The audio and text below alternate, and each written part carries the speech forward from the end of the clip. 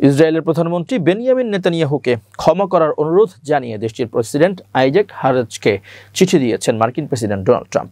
বুধবার 12 নভেম্বর চিঠিটির বিষয়টি নিশ্চিত করেছে হারজগের কার্যালয়। এক প্রতিবেদনে রয়টার্স বলছে, দুর্নীতি ও ক্ষমতার অপব্যবহারের অভিযোগে নেতানিয়াহুর বিচার চলছে।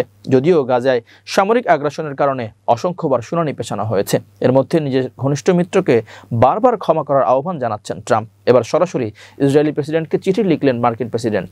চিঠিতে তিনি বলেছেন, আমি ইসরায়েলের বিচার ব্যবস্থার স্বাধীনতাকে শ্রদ্ধা করি, তবে আমার বিশ্বাস নেতানিয়াহুর বিরুদ্ধে করা মামলা একটি রাজনৈতিক ও অন্যায় পদক্ষেপ।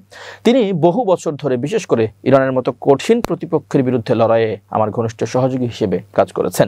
ট্রাম্পের চিঠির পর ইসরায়েলি প্রেসিডেন্টের কার্যালয় থেকে জানানো হয়েছে, যদি কেউ প্রেসিডেন্টের কাছে ক্ষমা প্রার্থনা করতে চান তাহলে তাকে নির্ধারিত প্রক্রিয়া অনুসরণ করে আনুষ্ঠানিকভাবে আবেদন করতে হয়।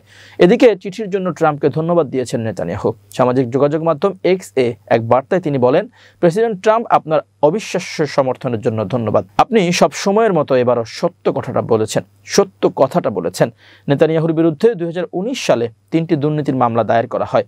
এর মধ্যে এক মামলায় ব্যবসায়ীদের কাছ থেকে তিনি প্রায় 7 লাখ শেকেল, প্রায় $2 লাখ মূল্যের উপহার নিয়েছেন বলে অভিযোগ রয়েছে। তবে তিনি সব অভিযোগ অস্বীকার করে নিজেকে নির্দোষ দাবি করে আসছেন।